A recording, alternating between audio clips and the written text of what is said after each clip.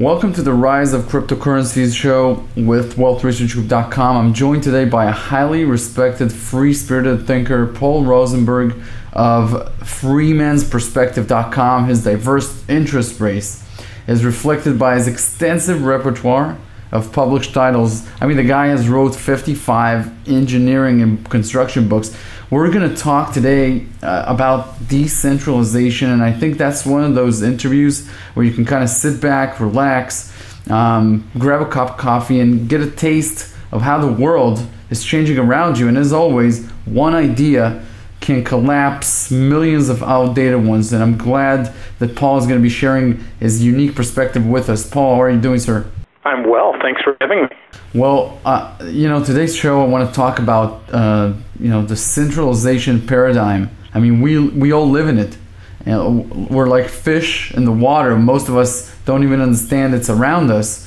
And so we go through our entire lives not even thinking about how things we take for granted as controlled by central institutions or regulated by central institutions can just be unraveled quickly and constructed in new ways. And I think people would like to know how the blockchain technology, which is introduced to us in the last few years and is often referred to as the second wave of the internet, how will this affect the control levels and even the control itself of institutions over our various aspects of our lives that we have right now? Oh, it's a big deal. It's going to change a lot of things. Or put it this way, it certainly is poised to change a whole lot of things. It's the whole model. One of the things that happens when people get into Bitcoin or one of the other cryptocurrencies and the whole blockchain idea is it changes their worldview, where they begin to think in decentralized concepts. As you just noted, we've been inside centralization for all of our lives. I mean, my God, this model has been going since, I don't know, it depends how you want to calculate the numbers, between, let's say, 3000 BC and now. And it's unchanged. We have the same model. We have a small group of people in some, big building, or the fancy building in town, who make the rules, who enforce the rules, who take everybody else's money, and, send our kids off to fight against their competitors. And we've been in this so long that we think this makes sense. And it fails consistently. We don't have real justice, we don't have peace, and we haven't for 5,000 years, but yet we're in the middle of it like the fish that you mentioned, and we think it's normal. Once people start looking at things like a blockchain, they begin to see that centralization is not magic, it's not really even necessary, and in fact it's not preferable. This could be the start of something big. And so can you explain a little bit what is the blockchain, not from the technical perspective, but more simplified, and the ramifications? What does it mean? Well, what it means is that you don't need a central authority to verify everything for you and make sure that you're safe. The example I like to use for blockchain analysis or blockchain understanding is selling a house. Most of us know what selling a house is like. You make a deal with somebody, you go and sit in the room, and they verify your identification, they make sure everybody has the right amount of money, and then they go down and they make entries in a big old book in the county courthouse. And then the property is officially changed from whoever the old owner was to you. Well, that's exactly what blockchains do, except they do it automatically, and they do it with cryptography. And, all the verifications are done with crypto, which is way better than checking driver's licenses. The money is exchanged automatically, almost for free, instantly, without having to, get cashier's checks and all of that hoopla. And the register of the title is what we call a blockchain. So in the old days, you would go to a courthouse and, cross off John Doe's name and put in your name, and you're now the new owner. Well, we do that on something now called a blockchain. It's a distributed ledger. So it's just like the big ledger book in the courthouse, except it exists on 1,000, 2,000, 10,000, I'm not sure how many thousand computers. which makes it much, much more secure. The courthouse can burn. The book can be damaged in a flood. But 10,000, 50,000 computer programs, do you think somebody's going to try to change those all at once, all over the world? Forget about it. And no matter what happens, if even just one of those computers survives, the entire ledger, everybody's ownership is absolutely cryptographically secure. It's magnificent, and there is no boss who has to approve anything. Cryptography takes care of it all. We do it all ourselves. There is no boss. I'm thinking to myself that a few years ago, before the blockchain came along, I heard a speech from a person who said in 200, 300, 400 years, no one would know the history of our generations because somebody can just erase them off the internet, and this comes in and changes the whole thing. It looks like now history won't be able to, the old saying goes that history is what the winners wrote down is the history. And now right. It will be much more objective, if I understand you correctly. Having the blockchain absolutely. Will make sure that information just stays put. Yeah, it's like I say, it's cryptographically secure, and it's important to understand that cryptography. Some of the old guys say the universe favors cryptography, and it's really true because cryptography is simply math. It's advanced level math, and what it is to encrypt something is so much easier than it is to decrypt it, to break the cryptography, something like 10 to the 15th power. I don't remember what the precise number is, but a huge, gigantic number. That it's so much easier to encrypt something than it is to break the cryptography.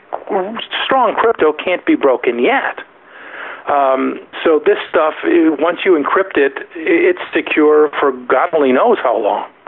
And with 10, 50, 100,000 computers scattered all over the planet and probably in outer space before too long, the records are really, really, really secure. So, okay, well, let's talk about Bitcoin for a second. In a few years, this went from a few cents to almost $3,000 today. Why? Yeah, it's incredible. Why can something create a value of 12,000 times what it used to be just a few years ago? There's nothing else that has done that, not even close. Why is this happening, and what is the amazing revolution about this that allows it to rise that quickly and so and people say this is only the beginning. Some people say that bitcoins can be valued at much, much higher levels. So they can for sure. Well, the thing is, this is just a better type of currency. First of all, you have to remember that the old currency, the dollars and euros and yen and whatever, these are monopolies, and monopolies never, ever, ever provide good service. I mean, they stink. I mean, let's say they have no incentives to do better for their users. So monopolies always stink, and currency monopolies are particularly malicious. That's a whole different discussion. Bitcoin is from outside. Bitcoin wasn't invented by some guy in a government office or a university office. Bitcoin was invented by cypherpunks. These are confirmed outsiders who think the existing system is obsolete, moribund, and defunct, and they want to build something better. So these are the guys who came up with Bitcoin. And it's a model from outside, and it gives people a way around all of the problems with existing currency. Let's just pick on one example. Let's pick on credit cards. If you take credit cards in your business, you're paying 3%, sometimes more, to some processor who just runs a whole bunch of electronic blips through their system and gets 3% of everything you make. Well, Bitcoin, it's almost free. And credit cards, they take a day or two to clear. Bitcoin clears in minutes. So it's simply better stuff.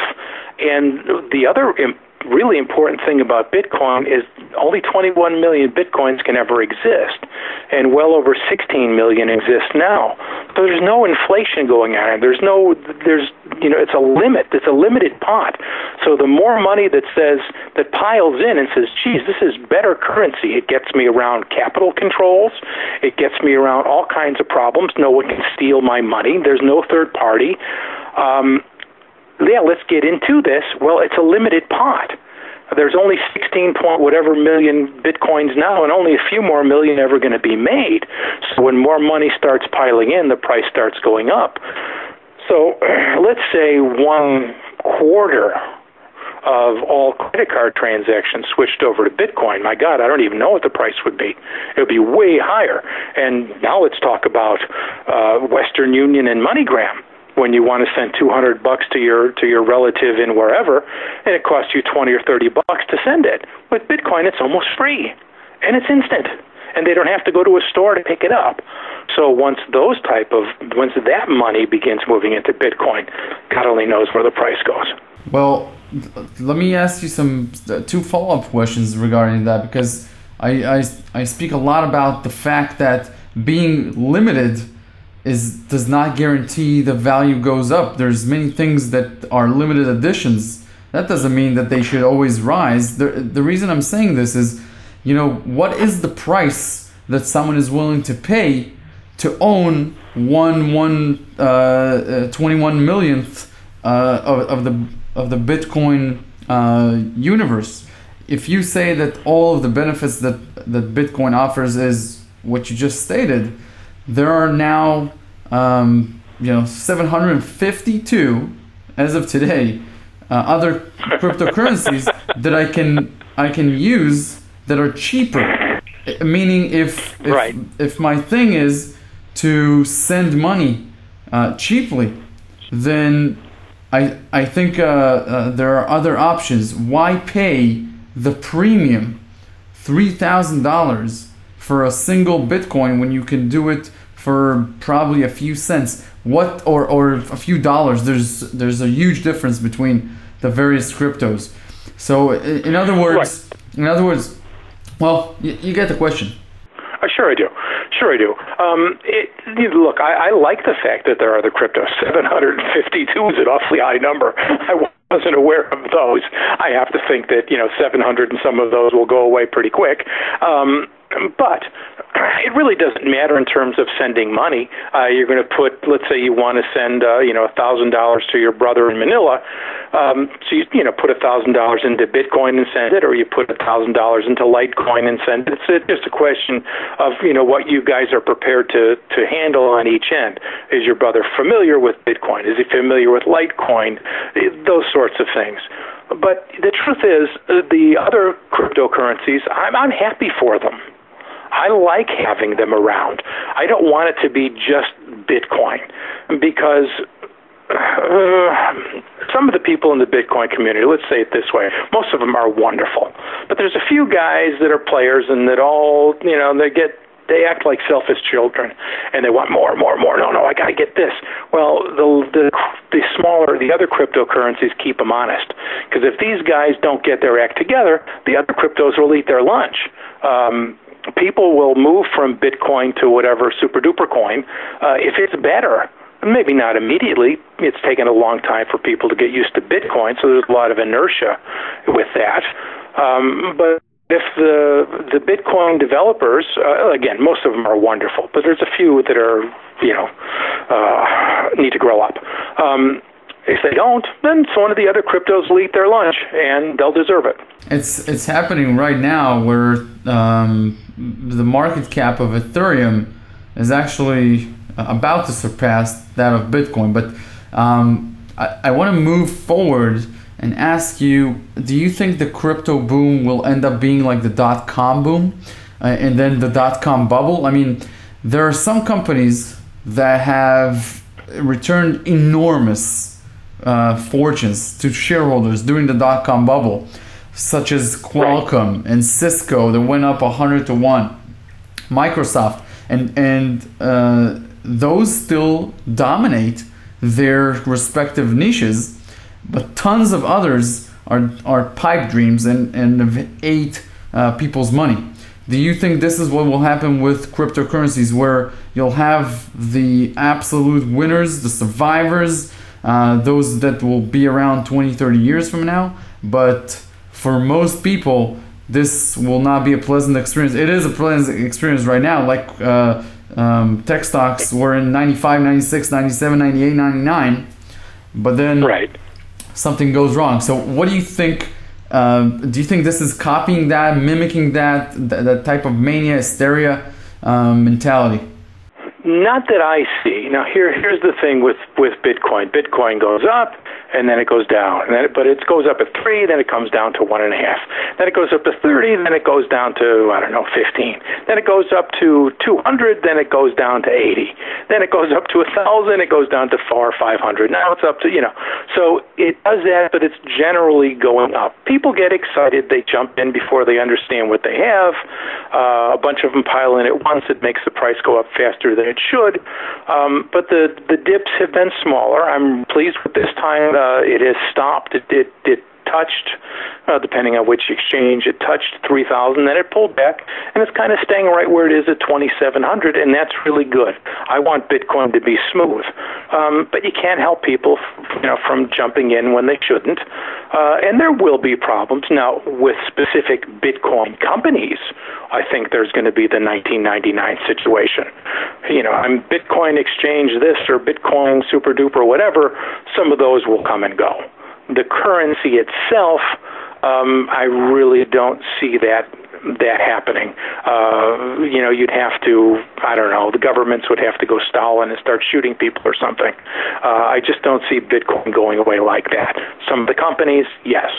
Yeah, that's exactly what I'm saying. Like Qualcomm, Cisco, Microsoft are the largest companies on the planet, such as some of the cryptocurrencies will be, but countless, thousands of companies or thousands of cryptos, if we make the analogy, will not be there. The industry will be there, but they will not be there. Oh, I think that's absolutely going to happen. Which ones, I don't know, but I guarantee you most of them are going to go away. Now, take us through 5 key areas of our lives that we live today and will radically improve due to blockchain. And when I listen to people talking about blockchain, I hear them talk about the third world most of the time. But I want to know about the first world. How will our lives change? Oh my. Okay. Well, first of all, we have the currency aspect, which is better, easier, cheaper. There's also going to be a lot of work being done with secure titles, just like the example I gave before. There's going to be a lot of that going on. There's all sorts of ways to not only have titles to property, but titles to blocks of data or titles to, whatever. And you can store all of these and do all of these via blockchain. And it just makes things much, much easier. With Ethereum and other types of things, you can automate contracts. So if you have any sort of business situation that is useful to be automated, my God, you can do it that way, and it just does everything by itself. The money changes hands, orders are given here to there, and it all happens by itself. You don't have to do this. This may be really important for legacy departments in large businesses.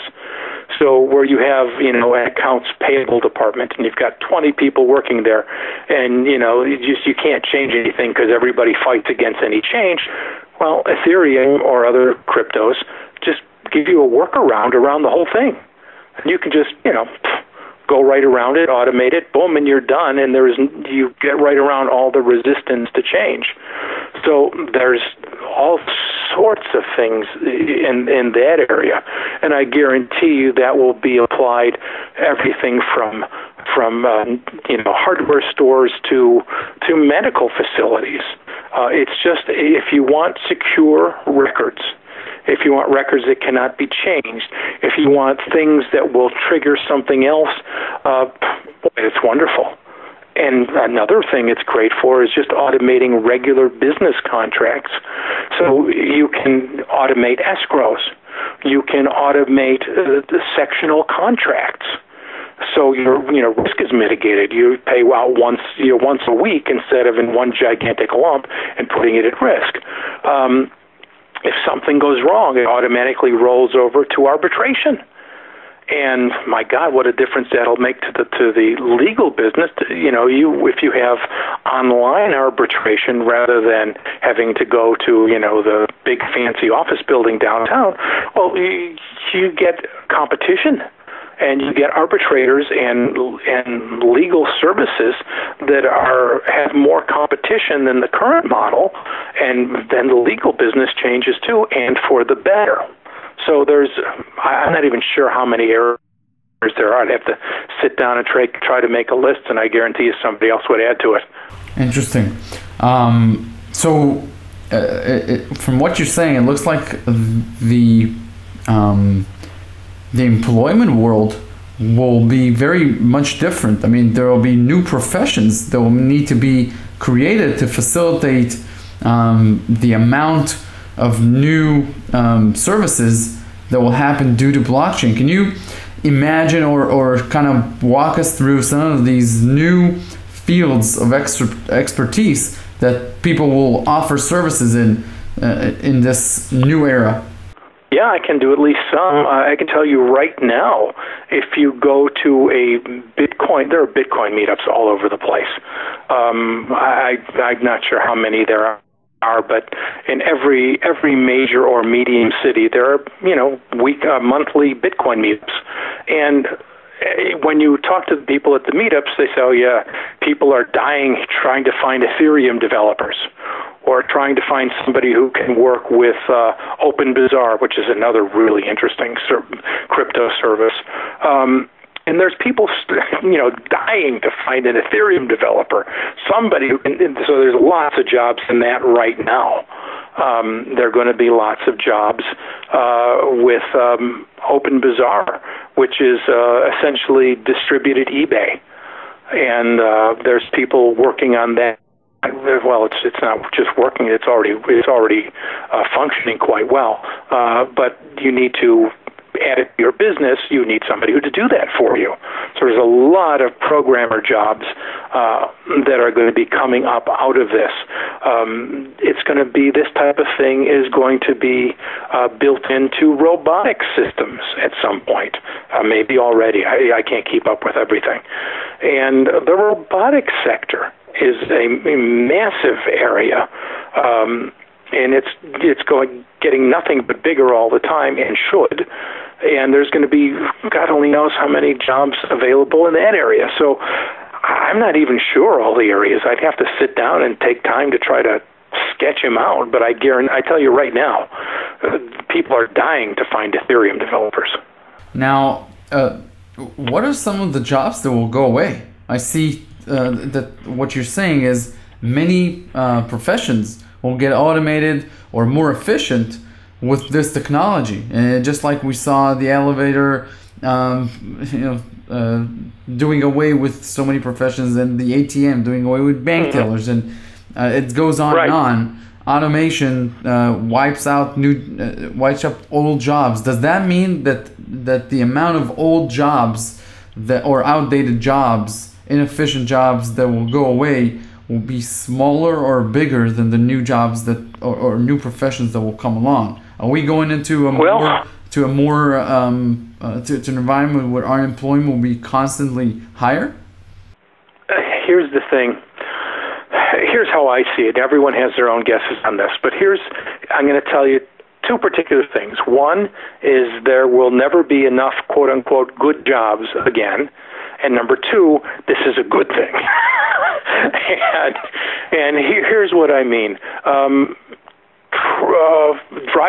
Self-driving cars are here already, and there's going to be a whole lot more of them in 5 or 10 years. There's been a few accidents, there are going to be a few mistakes, but engineers are really good at fixing their errors. So these things will be fixed. Self-driving trucks will be cheaper, safer, more reliable. They will not need drivers. It's a whole lot of jobs are going to go away. Not immediately, they'll go away in dribs and drabs, but over the next couple of decades, there are not going to be very many truck driver jobs left. And on and on. There are robots that make 360 hamburgers an hour, and good ones.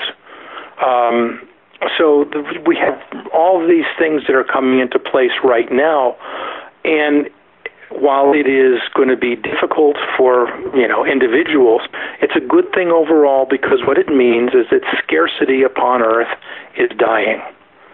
And when scarcity fades away, that's the golden age. Our problem is that we have a rulership situation that refuses to let this happen, that is unprepared for it, and it doesn't know what to do about it. And if they would, anyone who runs a small business knows this.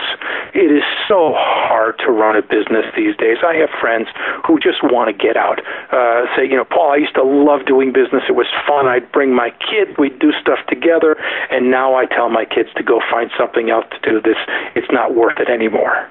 And it's because there's never-ending regulations. There's never-ending penalties if you screw up tax filing. And whoever has the bigger wallet buys off politicians and gets the rules written for him or her. And they can legislate you right out of business, or to legislate your profits away. Or, look at healthcare. The healthcare stuff we have now is a disaster. Why? Because it was written by, politicians who took lots and lots of donations from people who benefit from this. And you and me don't. So we have a system that is ill-prepared for a how should I say, post-scarcity civilization. But nonetheless, that's what we're running directly into. So it's going to be some interesting times. Would everyone need to be savvy with blockchain? Not everyone is savvy with the internet. We know how to surf it, but we don't need to know all the technicalities of it. Is this going to be the same thing with blockchain? If you ask me how electricity works, I would know it just because I took the time to investigate it, but you don't need to know it in order to enjoy it. Right. It's going to be the same thing with all of the blockchain stuff. You running a Bitcoin wallet it's almost as easy as doing email. So anybody can do this. And there will be lots of people working very hard to make it simple, to make it, as we used to say, grandmother friendly, to make it easy. And there'll be lots of people doing that. So, people will learn just from using it, but there won't be any huge hurdles. Got it. Are we reinventing the term currency and possibly even the term money? Yeah, very definitely so. And again, in my opinion, that's a good thing. Honest currency we had with silver and gold, copper, bronze, whatever. Unless somebody played games with it, it was good, honest money. It was valuable and all of those things. It retained its value exceedingly well, and it was fine. You can't use those. It still does. Silver and gold are wonderful. Try to take them across the border someday, you're going to have a very bad time. But the cryptocurrencies have a lot of that in them. They're honest money. They're easily divisible. They endure very well, so on and so forth. And they're the new thing, and they're simply better money. And the old model of dollars, euros, and yens created by central banks really needs to go, and hopefully it will. Well, for years people have been saying abolish the Fed and the dollar, the dollar hegemony, but no solutions were offered, and it looks like that's right. Things are moving into that direction. You cannot abolish the Fed without doing something to counteract that. You got to have a solution, and so we're getting into a very unique time in history. Let's see how this develops. What are the major problems in society or in economics that blockchain solves on the one hand, and Paul, what are the real risks with having everything digitized and encrypted? If you remember, like 2 or 3 years ago, there was a bombing or something of that nature in California, and the government wanted to encrypt the iPhone, and Apple said, "No way, we're not gonna let you do that. It's the last straw." They wanted to protect their consumers, etc. And are we going to see governments and institutions, etc., saying, "Hey, we cannot protect you like before, or we cannot do our policing, etc. if we can't see the flow of money?" So many probably so many terrorist attacks have been prevented that we don't even know about because they've been prevented, right? Because that's what people, they say. Well, exactly. Well, we won't get into if government lies or not because they do. But my thought is this dangerous? Is this too much freedom? Because the cryptocurrency world started with one person or a group of people that started the Bitcoin, and very free-spirited people, liberated people. The world is not like that. The majority of people cannot live with too much freedom. They've traded in that freedom long time ago for other sources of insecurities that they have. And so my question to you is, do you think the world is ready for this? Well, I think a whole lot of people are ready for it. Some are not. And, sorry, tough luck. Those of us who are don't have to suffer for your insecurities. Sure. Can we see two economies building? That's a possibility. We already, there's already something of that going on. There's a lot of Bitcoin commerce going on already, and that's not opaque because blockchain is public and it's easy to see, but it's a different system. It doesn't touch the dollar system directly, only through exchangers. It's a different thing. So yeah, there is a digital currency economy being built right now, and and as I see it, that's a wonderful thing. Interesting. I want to ask you, what are you doing personally to capitalize on what's going on? Well, right now I have cut my business things back a bit from what they were.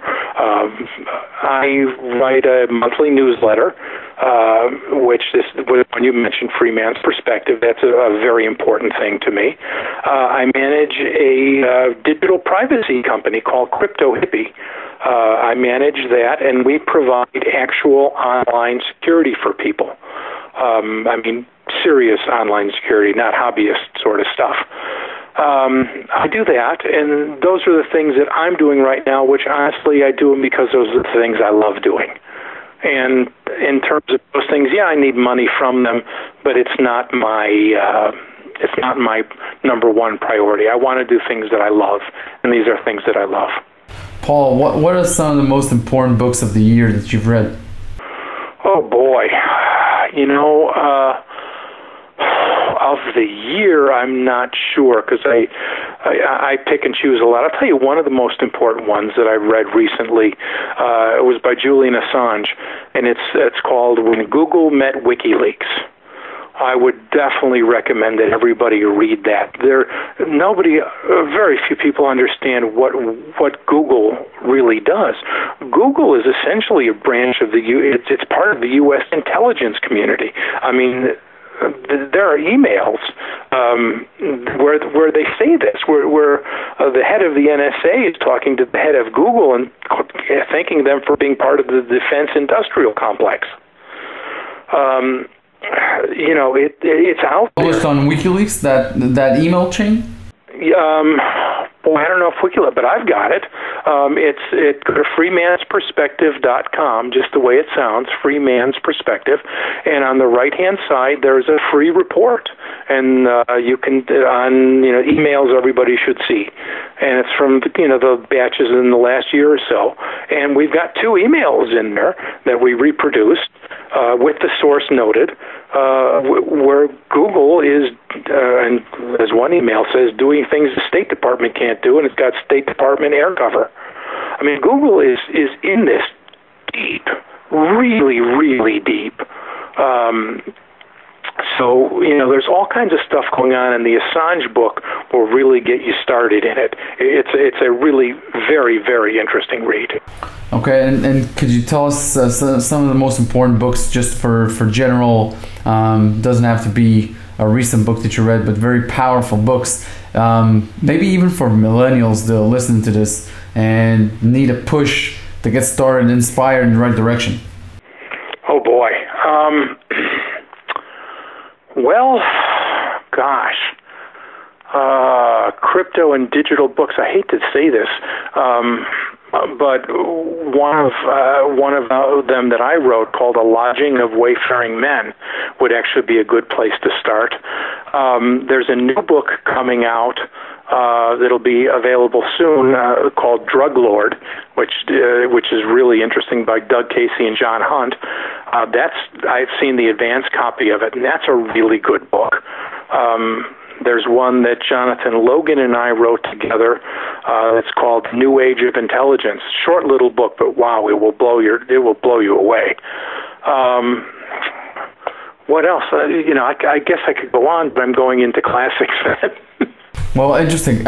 Can you share with your listeners with our listeners, how they can enjoy more of what's coming from you, and just tell us a little bit about the newsletter that you run and the kind of information that you provide there? Sure. The Free Man's Perspective it has two parts.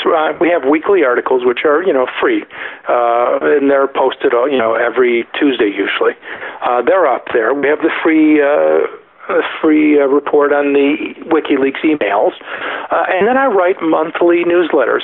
The one I'm writing right now is about what we call a decentralized world order. What does the world look like? How does decentralization change the administration of law? How does it change the way wars and defenses are handled? How does it change what does decentralized entertainment look like? We're going through all of those sorts of things in some depth. Each monthly issue is 10 pages, 12 pages, depending. And we really go into this. And every month we do something. I try to always have something that is important and something that's never really been written about before, or at least not written in that way. One of these things we've talked about before that nobody knows is that the very first city after the Ice Age was a peaceful anarchy, and it lasted for 14 or 1500 years. These people, and this is again 7000 BC, these people were not primitive brutes. And we have lots and lots of archaeology about this city. I mean, 20 or 30 years of digs, big digs. 10,000 people lived in this city. They were clean, they wore jewelry, they were well clothed, they were well fed, they were prosperous, they were tender, they were peaceful. I mean, and this is all in the archaeological record. It's been published, but nobody knows about it because we've been taught this story that, cavemen and so on, and of course, we're the pinnacle of all that could be. So there's lots of things like that we examine, and lots of surprises. Things like the Dark Ages were not what you think they were. In a lot of ways, they were really, really good. And nobody really knows this, but it's all there. And if you dig through it, you can find the facts, and that's what the newsletter is about. And Paul, just to make sure, this is a paid newsletter? Yes, it is. It's we have a special where it's $50 for first year. Okay, perfect. Well, thank you very much for joining us. It was a great interview and great perspective from you on the blockchain. Of course, we'll keep pushing forward with this because it's a very important topic. So, Paul, thank you very much. Oh, thank you for having me.